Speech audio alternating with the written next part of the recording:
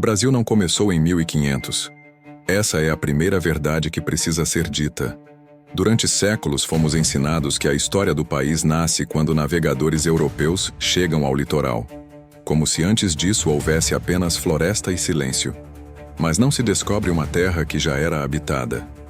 Quando os europeus chegaram, milhões de pessoas já viviam aqui, organizadas em povos com culturas, línguas e histórias próprias. Antes de qualquer navio cruzar o oceano, este território já era humano, vivo, diverso. Não existia um único povo originário, mas centenas deles espalhados por florestas, rios, serras e litoral.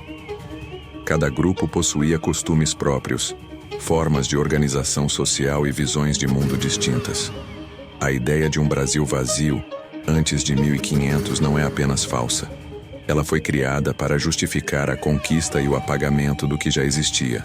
Para compreender o Brasil antes da colonização, é preciso olhar para a Amazônia. Durante muito tempo, ela foi vista como um lugar hostil à vida humana em grande escala. Calor extremo, floresta fechada, animais perigosos. Assim nasceu o mito do Inferno Verde. Mas essa imagem diz mais sobre quem observava de fora do que sobre a realidade de quem sempre viveu ali. Relatos antigos descrevem uma Amazônia muito diferente da que aprendemos a imaginar. Margens de rios ocupadas, aldeias extensas e intenso movimento humano.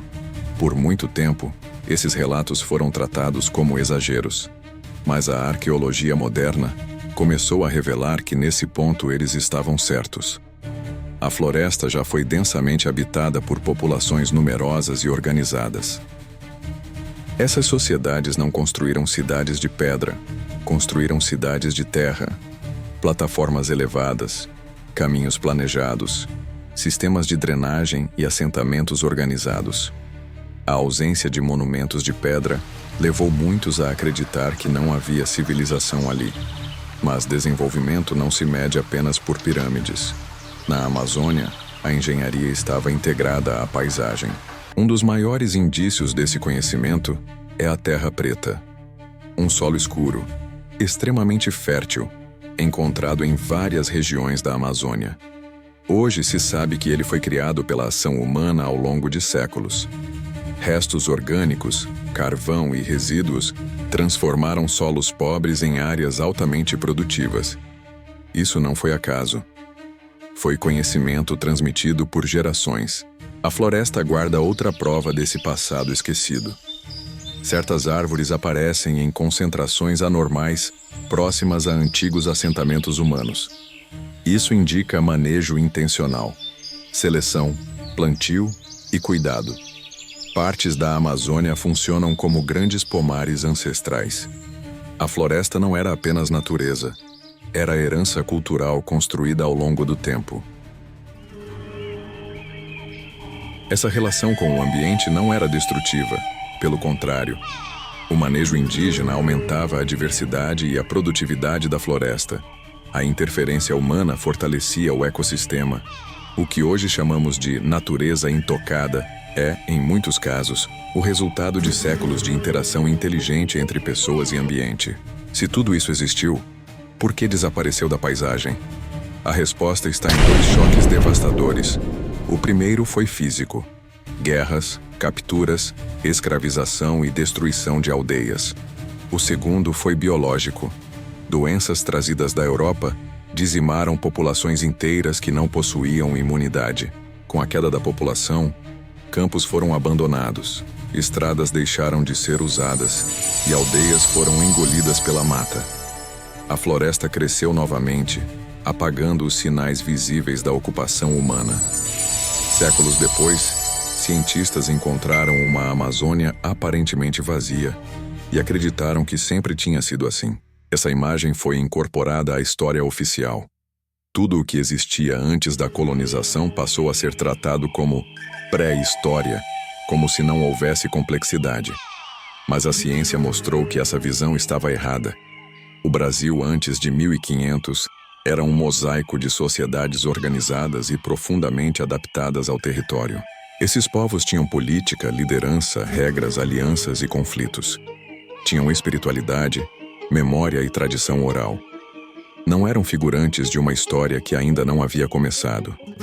Eles já estavam vivendo sua própria história quando o mundo europeu decidiu escrever um novo começo.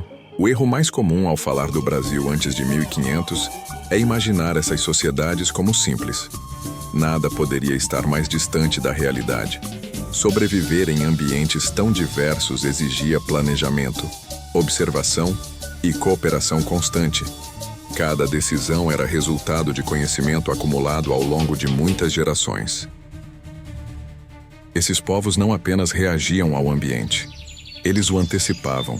Conheciam os ciclos das chuvas, as cheias dos rios e o comportamento dos animais.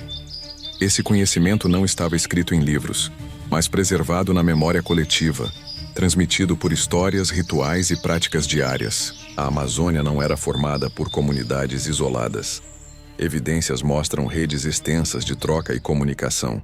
Produtos, ideias e costumes circulavam entre regiões distantes. Alguns assentamentos funcionavam como centros regionais, ligados por caminhos planejados e mantidos ao longo do tempo. Quando se observa esse nível de organização, surge uma pergunta inevitável. Por que essas sociedades não aparecem nos livros de história como outras civilizações antigas? A resposta não está na ausência de complexidade, mas no preconceito histórico que definiu o que deveria ser considerado civilização. Durante séculos, o progresso foi associado à pedra, à escrita formal e à centralização de poder. Tudo o que fugia desse modelo europeu era visto como inferior.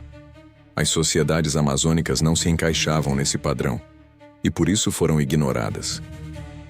Hoje essa visão começa a ruir. Novas tecnologias permitem enxergar o que antes estava escondido. Mapas revelam padrões geométricos impossíveis de serem naturais. Onde antes se via apenas floresta, surge planejamento humano em larga escala. Essas descobertas mostram que muitas áreas da floresta cresceram sobre antigos espaços habitados. O que hoje parece selvagem é, muitas vezes, o resultado final de um processo humano interrompido abruptamente e não de uma natureza intocada desde sempre. O silêncio que se seguiu não significou ausência de história. Significou ausência de registro. Narrativas indígenas baseadas na oralidade foram ignoradas ou destruídas. Sem documentos reconhecidos pelo modelo europeu, essas sociedades foram empurradas para fora da história oficial. Mesmo assim, fragmentos desse passado sobreviveram. Estão nos alimentos do cotidiano, nas palavras da língua, nos saberes tradicionais ainda praticados. Esses elementos são pistas silenciosas de uma continuidade histórica que resistiu ao apagamento completo. Entender o Brasil antes de 1500 não é apenas olhar para trás. É questionar o presente. A forma como uma sociedade conta sua origem influencia como ela valoriza aqueles que vieram antes. Talvez por isso essa história tenha sido ignorada por tanto tempo. O Brasil antes de 1500 não é uma curiosidade perdida no tempo. Ele é uma chave fundamental para entender quem somos hoje. A ocupação do território, os alimentos que consumimos, palavras que usamos diariamente e até a forma como lidamos com a natureza carregam marcas desse passado profundo. Quando ignoramos essa história, perdemos a chance de compreender que muito do que chamamos de natural é, na verdade, resultado de escolhas humanas feitas há séculos. A floresta, os rios e o solo guardam memórias que não foram escritas, mas que continuam presentes. Dizer que o Brasil começou em 1500 é repetir uma versão confortável da história. O que realmente aconteceu foi um atravessamento violento sobre um mundo que já existia. Povos com sistemas sociais complexos, conhecimentos ambientais avançados e culturas profundas foram empurrados para fora da narrativa oficial. Mas eles não desapareceram. Os povos indígenas não pertencem apenas ao passado. Eles seguem vivos, resistindo, preservando saberes e carregando uma história que nunca foi interrompida, apenas silenciada. O Brasil antes de 1500 existiu. Foi diverso, engenhoso e profundamente conectado ao território.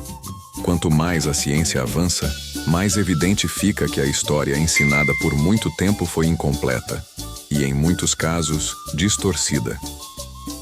Reconhecer esse passado não muda apenas livros.